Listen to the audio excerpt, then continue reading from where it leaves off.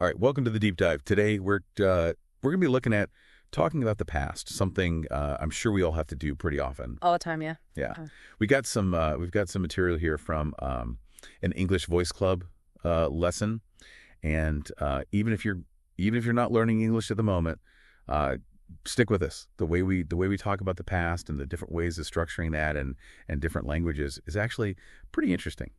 Absolutely. Yeah, it is. It is. And I think even if you are a native English speaker, this is going to be really useful because when you're learning a language, you have to be so precise and you have to think about it so carefully. And so it can actually help you as a native speaker just to be reminded of the ways in which you can express the past. Yeah.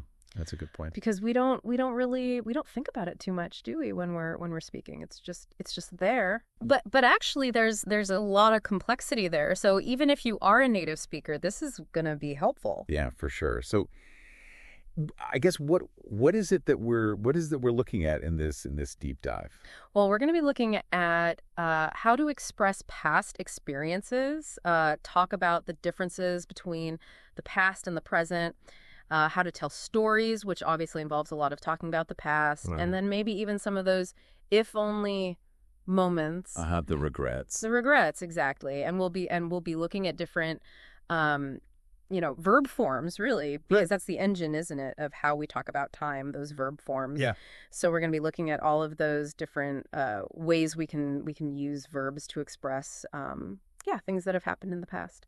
Okay, great. Well, let's jump into it then. And I guess the first thing we'll look at then is just talking about past experiences. Yeah, just generally how we talk about things that we've done. And the interesting thing here is that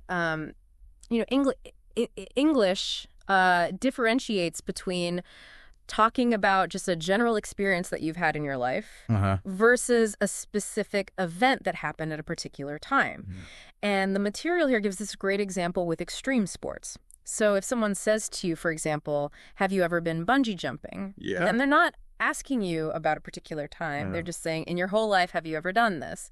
And so you might say, no, I haven't, but I have been skydiving, And so what we're using there is that present perfect, aren't we? Right. Have been, haven't been. And so it's almost like your life's resume of activities, so to speak. Yeah, it's like a checklist, isn't it, of things that you've done. Exactly.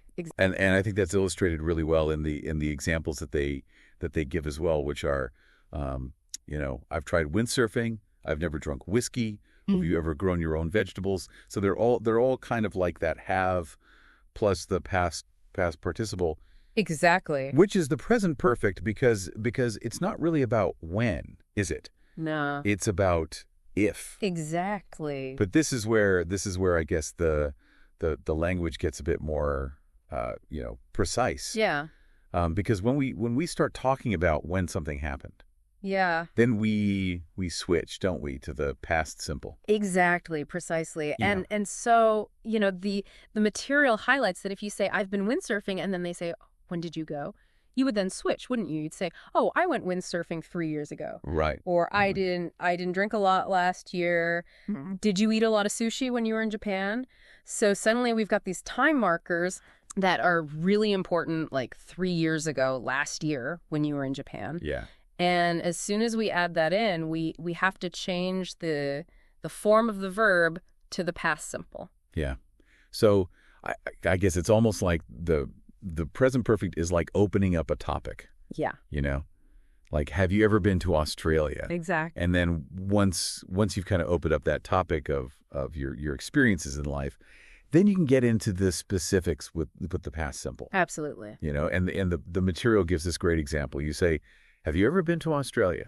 And then you say, yeah, I went there 2 years ago for my friend's wedding. Yeah, exactly. So you've got the present perfect for the general, yeah, and then the past simple for the specifics. And I think this is one of those things that people, really need to get clear. Yeah. Because otherwise it can sound really confusing to the listener, If you keep switching between these two, without making it clear what you're referring to. Are you talking about a one-off thing that happened, or are you talking about something that's just, a general thing about your life experience? So it's really important to get that that distinction. Yeah, for sure, for sure. Okay, so that's talking about experiences, like a kind of a general thing. Yeah. But now I guess let's think about how we talk about how things used to be. Okay. You know, Yeah. like how things have changed Yeah. in our lives.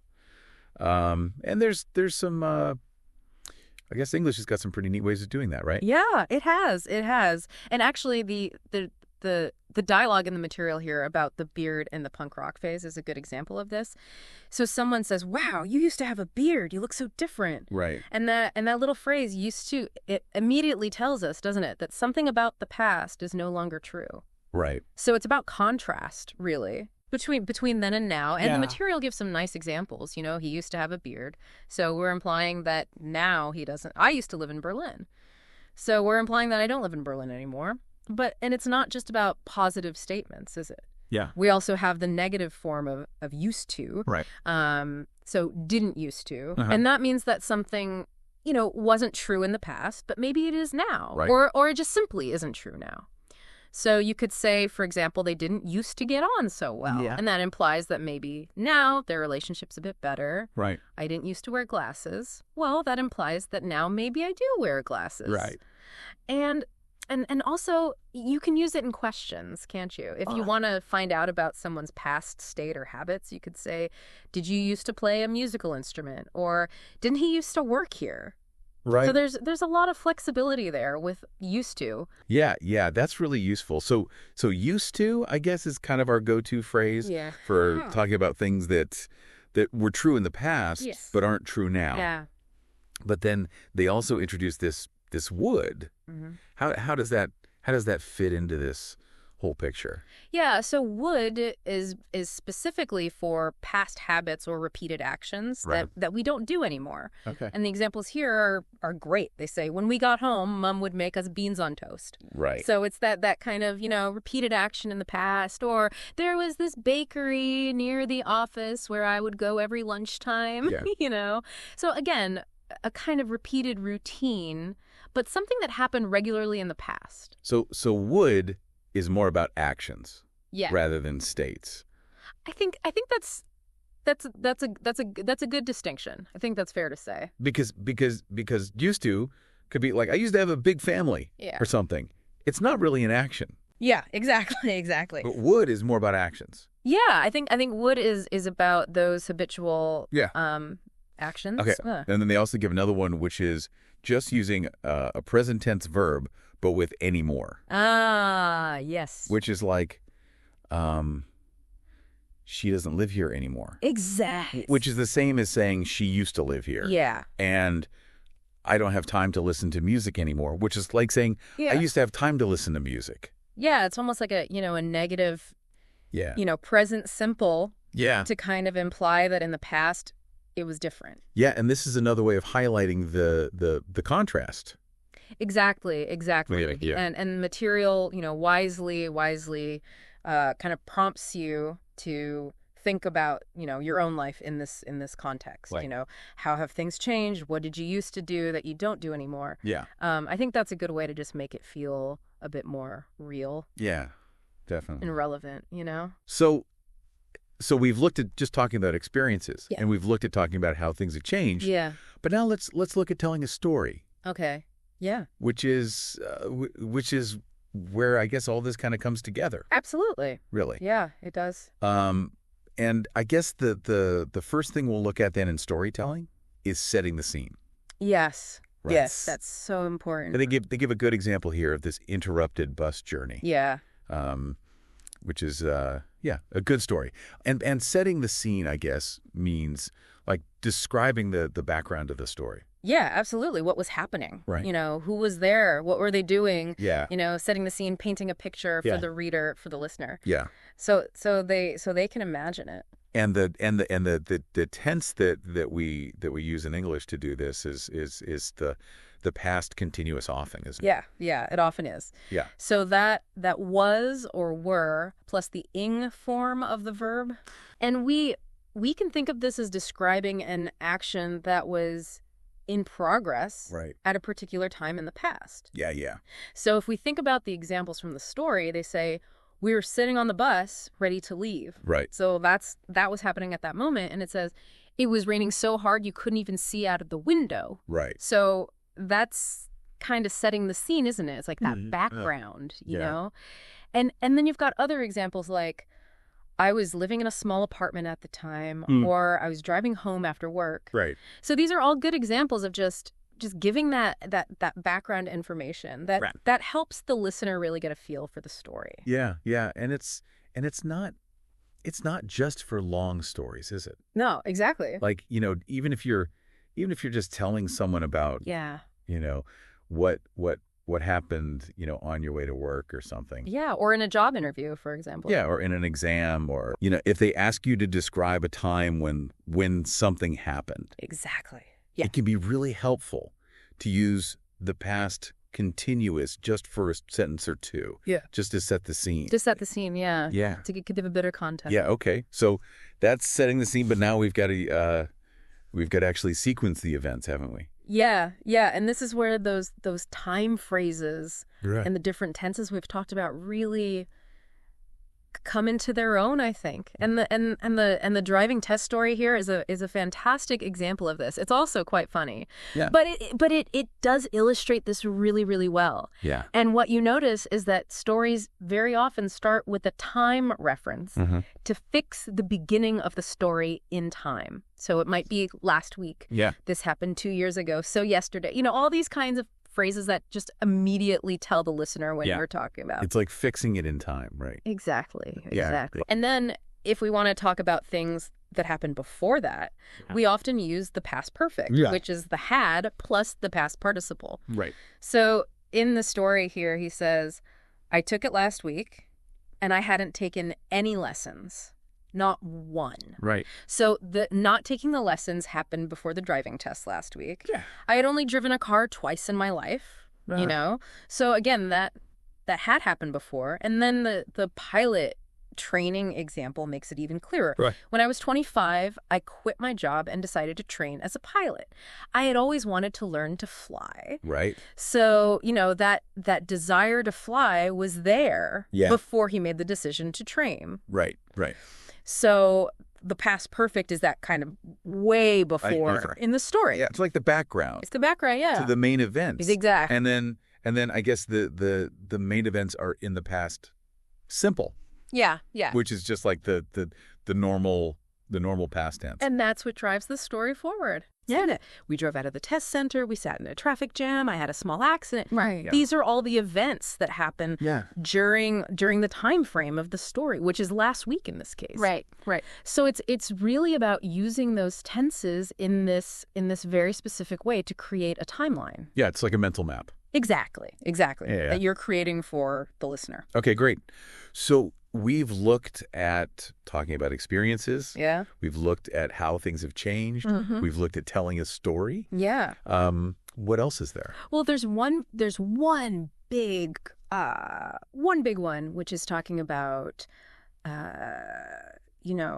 regrets about the past. Yeah. Those moments when you think, oh, if only. If only, yeah.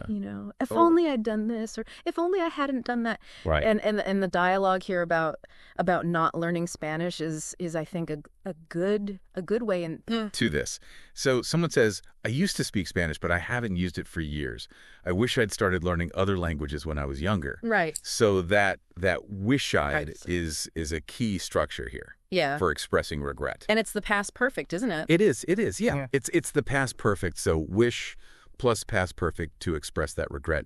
And they give us some nice examples here, like, I wish I hadn't said that. Right. So clearly implying that I did say it, right. But now I wish I hadn't, It's about the opposite of what really happened, isn't it? Yeah. I wish I had started harder. I wish I'd gone to bed early, all these kinds of things. Yeah. And then closely linked to wish, you've got if only, right, which has a very, very similar meaning. Right. Yeah.